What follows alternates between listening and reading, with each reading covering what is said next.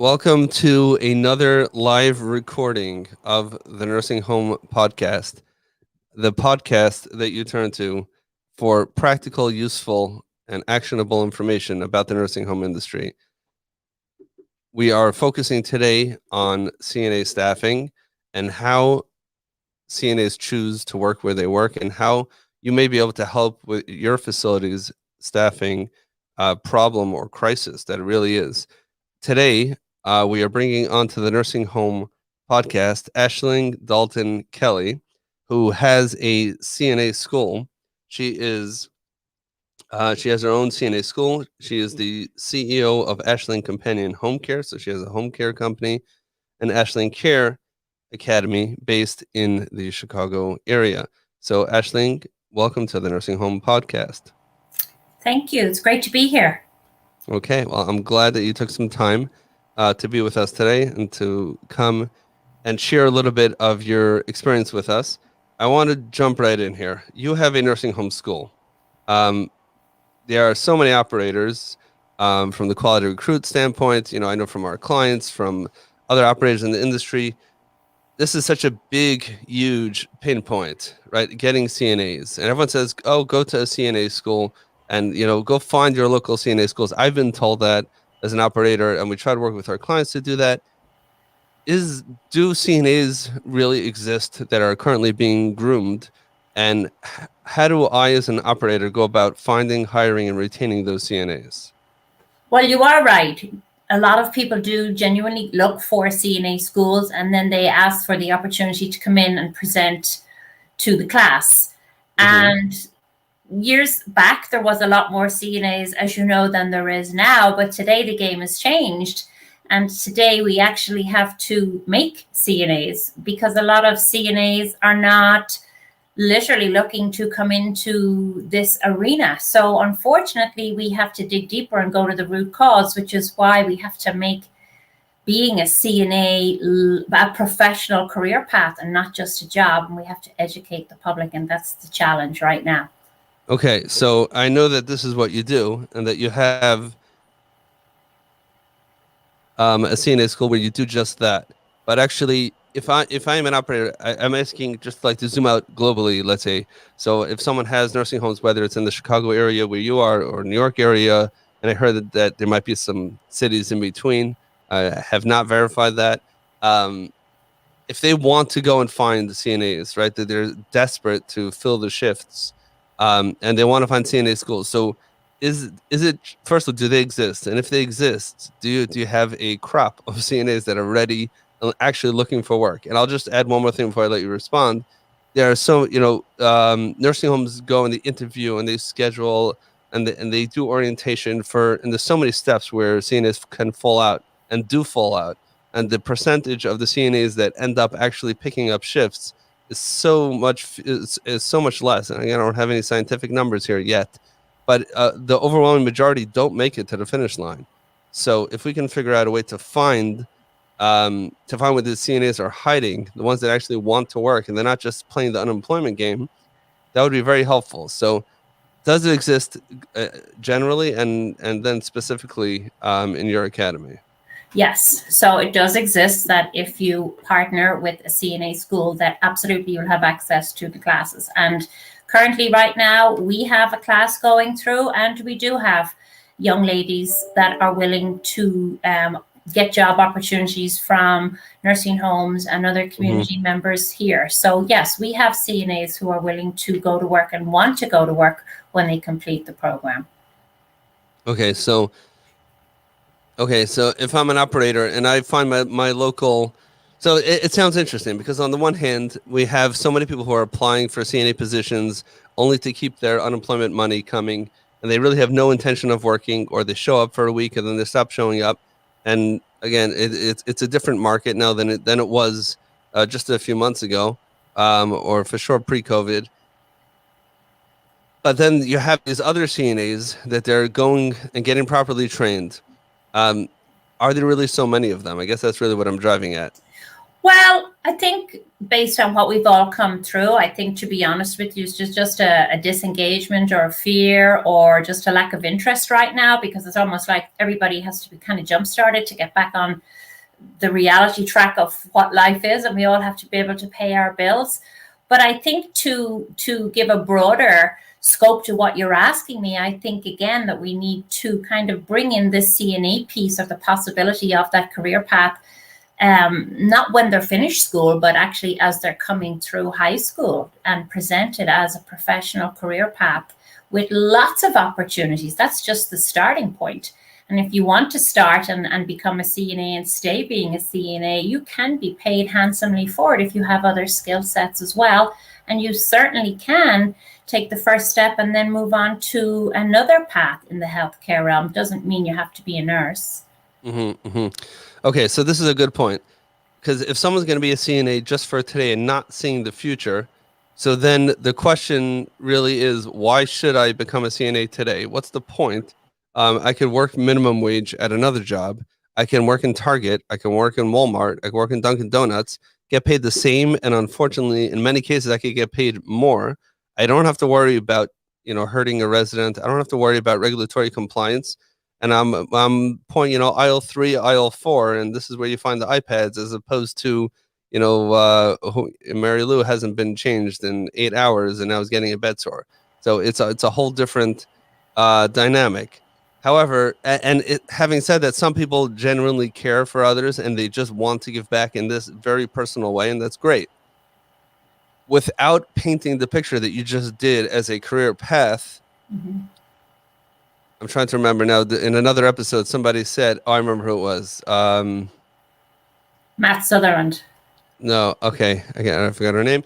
But someone said that one of the biggest challenges in the nursing home industry today is that we don't help our employees chart a career path for themselves, and we just Mm-hmm. look at it as a very transactional relationship where I need shift, you need money. You can fill the shift, so let's go, let's do it. Right. And that doesn't work long term. That creates a disengaged, disloyal workforce, and not because they're bad, and not because they don't want to work, just because there's no relationship. Right. There's no relationship. Why should I work for you? I work for the place down the block. But if we talk about what you just said, and maybe you can expound on that a little bit. Sure. If you look at it as a stepping stone in a career path, so this is not just a CNA today so that you could make minimum wage. Mm-hmm. There are opportunities forward, obviously nursing, but what else? What other ways? Go ahead. It was actually Prita Machada was the lady, or Preeti Machada was the lady, because I listened to her podcast, and I listened to Matt Sutherland's, and I also listened to the other lady that came on after that. And I was looking for all the common denominators, knowing I was coming on here today. And it all leads back to what we're talking about. That, first of all, I think in my opinion, CNA is based on the 21 basic skills that any young lady or gentleman is going to have to perform underneath her or his duty. But I think we need to do a better job in really explaining what the job entails, because as you said, if you can go to McDonald's and flip a hamburger for $15 with no stress, why would you do that versus trying to lift a 150-pound man who's in a diaper and is soiled and you're all alone? So they're two completely different realms. So first of all, I would say to any young people that are listening today that want to come into healthcare, you need to understand that healthcare is hard. It's not easy. And being a CNA is not easy either. So I think to educate yourself before you even jump so quickly in to this realm, to understand that this is the boots on the ground hard work, and it is the first stepping stone. And if you don't really understand this, you're not going to be a very good nurse, even if you did go on to be a nurse, because the truth is, we all know, Shmuel, that even as people get sicker and sicker in the hospital, and I'll allude to, we'll say somebody who has a form of dementia, as a CNA, you need to see that person and not just perform the skill set or the task that you've been given. So there's a huge disconnect educational-wise from the CNA candidate coming in, and then there's a huge disconnect of the fact that it is not just a job. It is the beginning of a beautiful career path, if that's what you want. And there are many people who do it just because they love helping people. I mean, we hire for heart. We're not hiring for skill set, because we can teach anybody the skills, but you got to have the heart first. Yeah, and if you don't have the heart when the going gets tough and you're working short and a resident, as unfortunately as we age, the filters disappear. And I've Yes. heard some really horrific things being shared by residents to me, to staff members, to each other, and it can be really challenging, and it takes someone with a very high emotional intelligence, a very high emotional IQ, to be able to separate the incident or the words or the actions from the individual and say this is an individual who has led a successful career. It doesn't have to be a professional career, but had a family, was part of a community, was a beautiful human being, Mhm. and now is unfortunately requires the assistance of other people. And I have the ability to be able to give in such a selfless way. I'll Mhm. even throw in something Jewish that I don't usually do on the podcast, but based on Jewish tradition, the highest level of giving is giving to someone who is already deceased. Now, Mhm. that doesn't, it's not in a morbid way, because that's called a true giving, because you'll never get anything back. This is something you're only giving because you want to give. I would say that if that's the highest, then this may be the second to highest level, Yes. because these are people who are not going to give back. These are people, again, not everybody. You have the short-term rehab, and you have Sure. people who are moving out. But even then, in their current situation, anyone who's a resident in a nursing home that requires the inpatient level of care, you're really doing it not because you want to score any points with that person. You're doing it because you care. And if you don't care, then like you said, when the going gets tough, then the tough won't get going if you don't really have heart. But I want to know like this: if I'm an ambitious CNA, so I do have the care inside of me, and I'm oversimplifying this obviously, Right. but and I'm passionate about this, and Mhm. this is something that makes sense to me, and this is a place where I want to be, and I'm choosing this over McDonald's. I'm choosing this over Target or over any other entry level position. Right. But I don't want to be a CNA right now. Maybe I'm in my 20s or 30s and I could afford to make whatever I'm making. And unfortunately, many of them have double jobs and triple jobs and then working ridiculous hours. Right now, that works for my lifestyle. But I want this to be a path beyond this financially. It's Right. important to me. Sure. So, Sure. and so first of all, what's the direct line from here to being a nurse? And what are the, what's the, no, let me ask you more specifically. In your experience, your graduates, where have they ended up? So a lot of the graduates who come through here want to be a CNA, and they just want to be a CNA. And for I'm gonna break this up into, we'll say, the home care piece, and then I'm going to break it up into those that actually want to go on. So we'll take, Okay. for example, because I can only speak to, we'll say, our academy, that it isn't just a school for a CNA. We want you to start here. We want you to start first in home care. We want to mentor you to jump into a CNA program to get yourself a higher skill set, because home care is changing too. Mm-hmm. And then from there, we want you to become a DCP, which is a dementia care practitioner, because obviously there's a lot of dementia out there and you need to be able to learn all of that skill set. Then, as you had alluded to earlier, people die. Not everybody can work in hospice. Not everybody wants to, but we want to have a doula certification course, so that if you decide as a CNA that you actually want to stay in home care, then we want to set you up for success. And if you called me for care for your mom and you were willing to pay for this high level of care, then I'm going to charge that higher rate for your mom, but I'm also going to pay the caregiver more than beyond what she would get as a CNA, because she has two other levels of skill set. Okay, Mm-hmm. so that's the home care piece. So it's very much a career path for them if they want to stay in home care. And then beyond that, I mean, I had a meeting this week with a local college that has 3 campuses here that want to partner with us and other CNA schools for resources, because they want to encourage the CNAs to go on to become, we'll say, an ultrasound technician, a radiologist technician. They are starting PCPs, which is patient care tech. They're very much needed in all the hospitals. So they're looking to bring other programs as well, so that a CNA can start and then she or he can pick what path they want.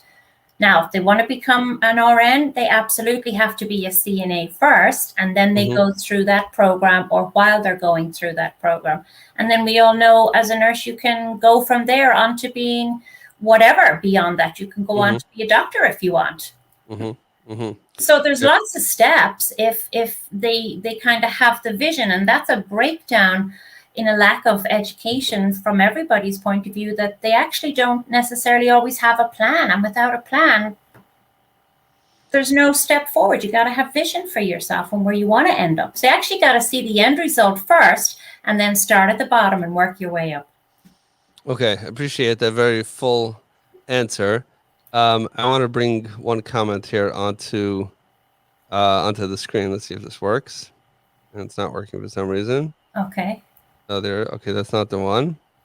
Oh, yeah, that is the one. Okay. Whoops. Sorry about that. It was just a delay. So let's wait there for a second. But I want to bring in here. It's great that many are interested in becoming CNAs. Thank you, Carl, for this question. However, the CNAs today have very poor work ethic. The instructors need teaching. They need to teach the basic skills as it was back in the 90s. Having said that, I think the educational institutions who are providing the course need to start doing an interview process to weed out those who don't have the heart out. Basically, two things, right? The basic professional norms that used to exist. Mm-hmm. We need to deal with that. And then also weeding out those who don't care. I want to add something else. To this. We need to be very open, cognizant, aware that there's a change that has existed in the workforce. Mm-hmm. And it's true you want the work ethic of the 90s, but it's not the 90s. And the world has changed, and the world is not going back. And there's a reason why there are a lot of Uber for staffing type of companies that are taking off. Uber itself is taking off, as in not just as people as clients, but drivers, and that type of work environment. Remote working is very exciting for a lot of people. People want, in general, I'm talking about society being very, very general now, but society as a whole wants freedom, flexibility, lack of predictability. They want to be able to go and come as they please. And it's not just as some of the older folks look at it as a bunch of irresponsible people who don't want to make any serious life commitments, and they don't want to be attached to anything. Maybe there's a portion of that. But there are a lot of good, well-meaning people that have so much to offer and bring to the table. Yes. They're not being recognized and catered to in a way that they would be really successful. So, for example, many, for sure, nurses that prefer working for agencies over nursing homes, not just because of the rate, but a lot of them don't want to say that I am the 3 to 11 nurse. I work Tuesday, every other Tuesday and Wednesday, Thursday, every other weekend. That's my shift. I've been doing it for 20 years, and I want to do this until I become a resident, right? And yeah, maybe 20 years ago, even 10 years ago, that would be ideal. It's stable. It's the same. I have a paycheck I can rely on. Today's nurse, today's CNA, and really it's broader than this. They want to be able to say, I want to work now like Uber. I want to work now. I turn on my phone, go into my car, boom, I started. I just shut it off and I go and, that's it. I'm not working. So how can operators, and part of it is, so operators get frustrated, right? And they look at it like, hey, what's going on? Why does no one want to work for me? And the workforce gets frustrated because no one's catering to my needs. So in your experience or your opinion based on working with so many CNAs and placing them within your company and within other companies, is there something that operators can do today to cater towards this need while still being able to meet the needs and demands of their current workforce and their residents? Yes, and the answer is in one very simple word, it's communication. And that's where everything starts and dies. So you absolutely have to understand, what is the caregiver looking for? So again, what's your end point? Where do you want to go? And that the caregiver has to Carl's point in that interview, and if they don't ask us, we ask them, where do you want to be in 2 years? Where do you want to be in 5 years? And if they say, I want to be a CNA, and they say nothing else, then we have to hear that they said they're quite happy just being a CNA. Now, to talk about the flexibility portion, that comes back to communication as well. But and I know that the generation that we're serving now, you have to be realistic. They have expectations, and there are professional roles and responsibilities that a CNA will have to follow. However, if she or he only wants to work 2 days a week, if you communicate that to your employer up front, then we can make that happen if it's communicated up front. Mm-hmm. Mm-hmm. So it boils down to communication. So if you're meeting a CNA and a CNA says, I don't want to commit to shifts, go through the whole staffing, the whole recruitment process, and Right. you're great. The person signed, everyone's excited. Okay, now here's our schedule. We're waiting finally to take this CNA, take this nurse, and plug them into a shift. And now we don't have to worry Tuesdays 3 to 11 that nobody's showing up. Oh Right. yeah, I'll pick up PRN. Oh, you know, our per diem, you have to pick up whatever minimum. Fine, I'll do that. Sure. And either they do or they don't. Instead of viewing that as a failed Mhm. opportunity, Mhm. like I think it's very interesting what you're saying right now is that through proper communication, Mhm. we can actually make that work. Don't hear that as a no. Don't hear that as I just wanted this as a backup plan. Understand that they really do want to work, but they also really do want to work on their own schedule. Now, I know Right. there's schedulers who might be listening and saying, "Oh yeah, I call those PRNs every single time there's an open shift. They never pick up. They never pick up the phone. They never pick up the shift, and it doesn't happen." So maybe those people are the people who don't really want to work. But Right. if we find someone who genuinely wants a different type of schedule that can fit with the facility's workflow, then let's be a little flexible with this. Right. And you can't like fit everybody into the one box. There are folks who want to work 40 hours a week. There are folks who want to give every other weekend. I mean, in healthcare, you're going to work every other weekend. That's Mm-hmm. that you are going to work every other weekend. That is healthcare. But if you don't understand that coming into this arena, that's certainly something that should be discussed. I call that one of the uglies. That should be discussed in your interview process. And just to go back to what Carl had said there earlier, we just don't take people because they sign up. We have a very rigorous interview process for our CNAs. And I can share with you, being totally transparent, we have declined more than we have taken in because they are not a right fit. They're just not a right fit, and they're not a good fit for home care or hospital care. So we just didn't take them. And we figured all that out in our communication, our line of questioning, and we actually have a little personality test, psychology test that we give the young folks as well to kind of see where they're at. So I think Okay, all so of this is that is very interesting. important. Mm-hmm. So, let me draw. So, I'm going to tell you that as a company, we take the exact opposite approach, and I want to Uh-huh. discuss it but that's because we're coming from a completely different place. So, you don't have shifts that you need to fill. You have CNAs that you're looking to produce, and you want Right. them to be the top of the line. Many of them are going to work in house for your home care company, and you want to groom who you can groom, and you have the so to speak, you have the luxury. I mean, you created the luxury for yourself. It's not because you were born with a silver spoon in your mouth, but it's because you actually created an Mm-hmm. academy to support your institution, which is phenomenal. But that being it, be that as it may, right now, that means that you have the luxury of being selective. When we're Mm-hmm. working with our clients, or even as an operator, if somebody has a pulse and they have a current CNA license and they're willing to work, you got the job. End Mm-hmm. of story. Mm-hmm. And especially today, and I would say, and they don't have a serious criminal record. Some states obviously have other checks and things that you have to do, but if it's legal for them to work and they're actually willing to work, we're not going to say, well, their customer service needs some help. Right. Oversimplifying, but I'm talking specifically today, Sure. post COVID, unemployment, Mm-hmm. where some of them can make just as much money or more money doing nothing or working down the block. If some of them have been through hell and back again through COVID, have been there the last moments when their residents were passing on, suddenly without family there, and they've really been through some really traumatic experiences, and we understand and the media has beaten us up as they continue to, telling us how terrible our industry is. I'm talking now specifically nursing homes. So we understand why people don't want to work. So we Mm-hmm. don't have that luxury of weeding people out. Right. On your end, obviously you do. The question, I guess, getting back to the question from the beginning of this conversation is, so you have maybe 5 or 10 or whatever it is, you have CNAs right now. They're Yeah. going through your program. Um, that's obviously not going to help very much, even if you fed all your CNAs that you produce throughout the year to one nursing home. It wouldn't help for that one nursing home. I mean, it would help, obviously, tremendously. It would help, Sure. but it Sure. wouldn't completely solve the problem. No. So let's talk about this. I know this is a conversation because I know we discussed this beforehand. This is not what you're currently doing, but does it make sense? You know what? back up. You have a home care company and you have a CNA company. Which one came first?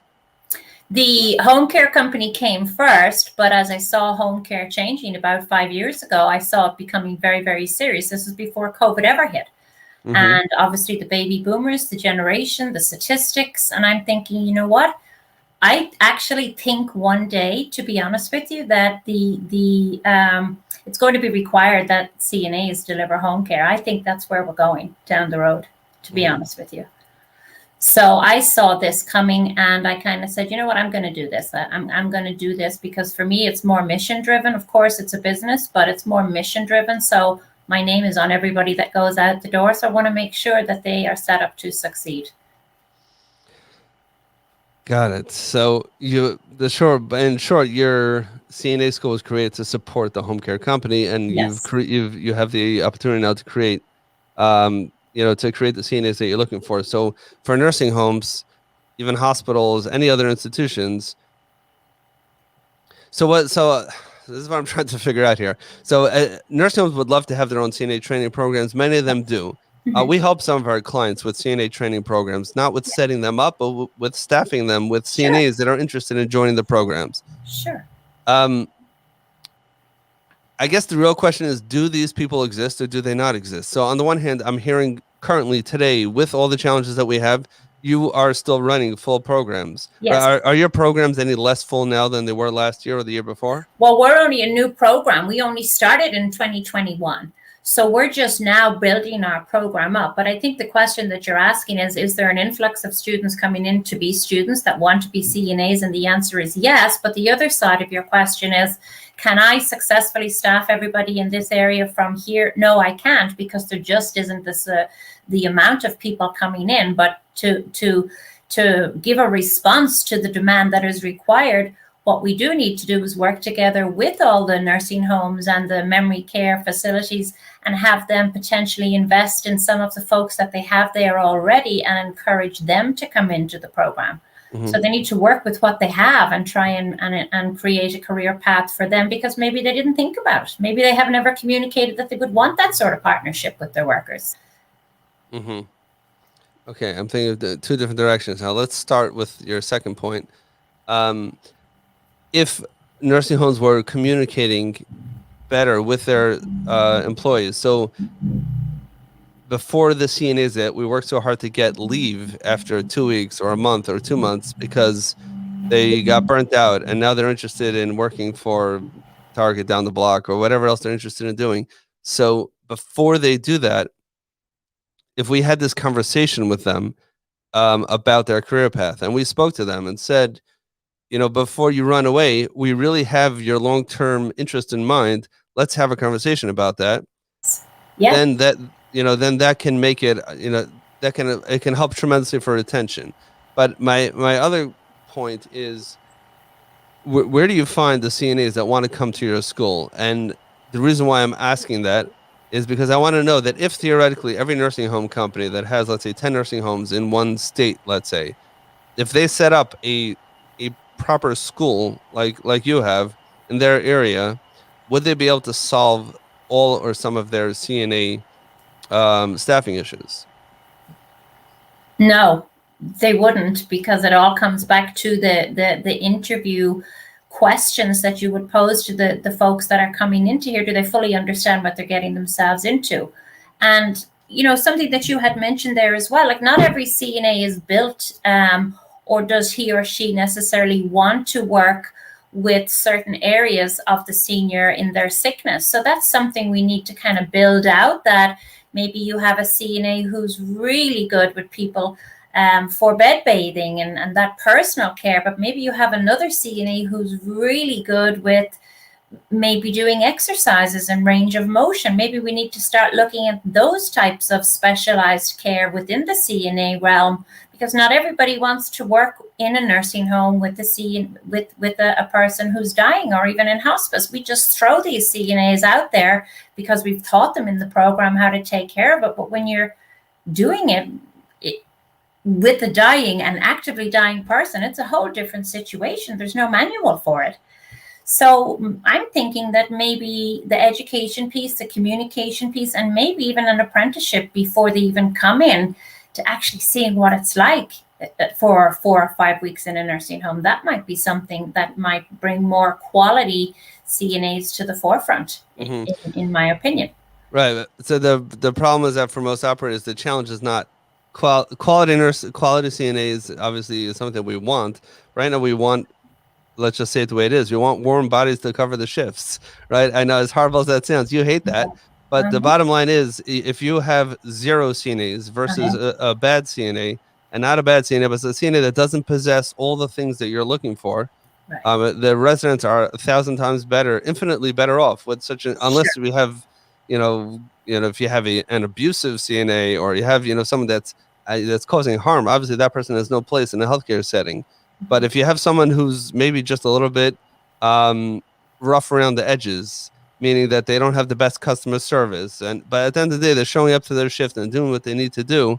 Right. It's not great, but look at the shortages that we have. No, but if you have the shortages, then maybe approach that person and communicate with them and say, we see that you show up every single day on time, and we'd like to invest in you. Would you potentially be interested in taking another course or some sort of another program to maybe give her those polishing skills, or that little bit of finesse, or professional, whatever you're talking about, or professionalism?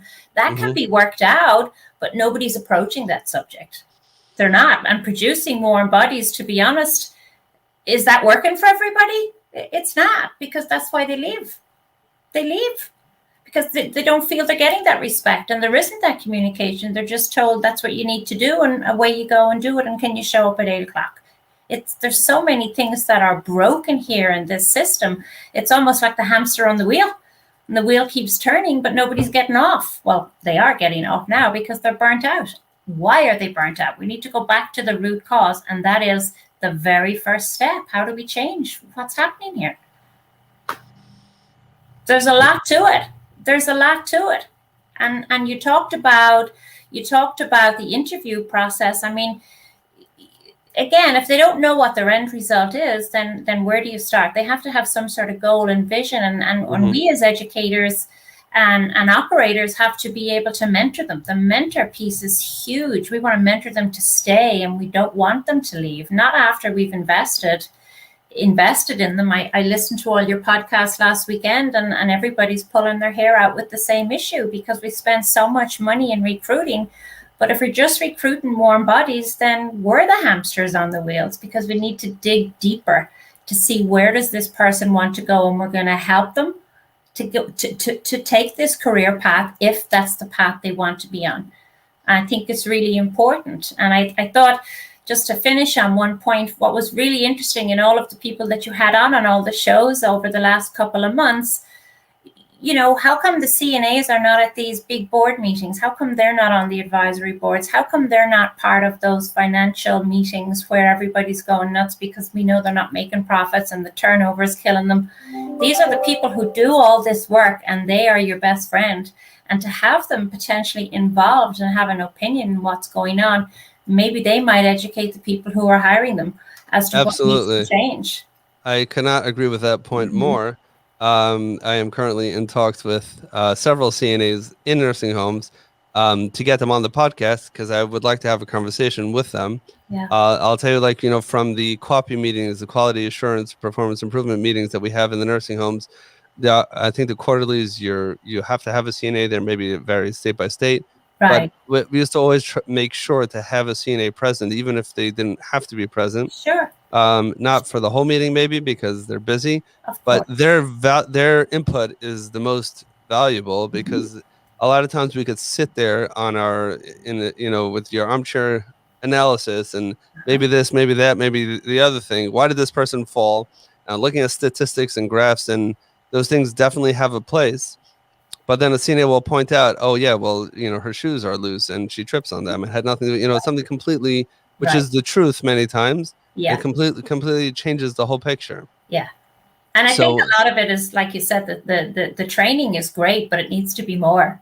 It needs to be more. There's all sorts of other skill sets that need to be put into the program, because you can't just cater to somebody out of skill sets in a book. There has to be more hands-on care.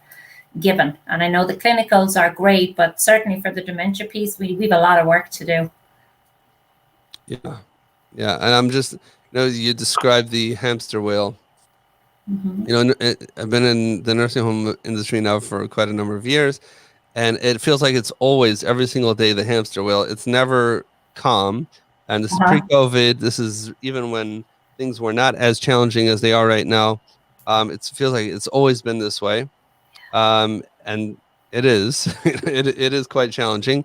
But one thing I will say is that those who take the time to stop and take some of the time, money, resources that we're spending on recruitment, on staffing, on retention, and pay attention to what our seniors are saying. And even if we don't sit down with all of them, sit down with the ones that you think will be the most open and transparent with you, and say that, would charting out a career path matter to you? What type of things would you want? And you know what? Instead of wasting money on hiring new staff, and we have a turnover rate, I think the numbers are $2,500 per employee or $3,500 per employee, which is a fortune, which is going into the garbage. Let's give that back to our current CNAs and put them either into a program, put them whatever. Let them chart their own careers, maybe with some of our guidance based on our experience, and reinvest in them. And why wouldn't they want to stay at that point? Yeah. I mean, they say the definition of insanity is doing the same thing over and over again. I know for me, I'll only do it twice and then I'll stop, painful as it is. And I'm like, okay, this isn't working. So we need to figure out why. And then you got to autocorrect. And yes, it's painful. It's not very cost effective, but at least when you're putting those processes in place, I mean, if I was a CNA in a nursing home and somebody came up to me and said, I see great potential in you, would you be interested in doing one or two of these courses that we're going to be offering? Who wouldn't jump at that? I know I would, that somebody sees me, right? We all have that sign on our back that says, make me feel special. That would be great. Or even potentially creating a CNA position as a lead CNA or whatever title you would want to give him or her. And she's the one who'll be able to tell you somebody's not happy or there's this lady's thinking of jumping ship. And then you can interject before that happens.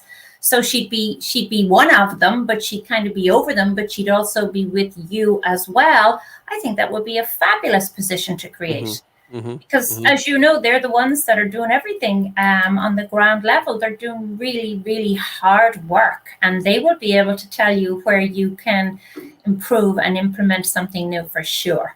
Yeah, absolutely. That is much easier than actually sitting down and doing, charting out career paths. But that's something that probably any operator can do today. I just see that we've gone way past the time that we're going, because this is a really timely topic, and you're a great person to talk about this.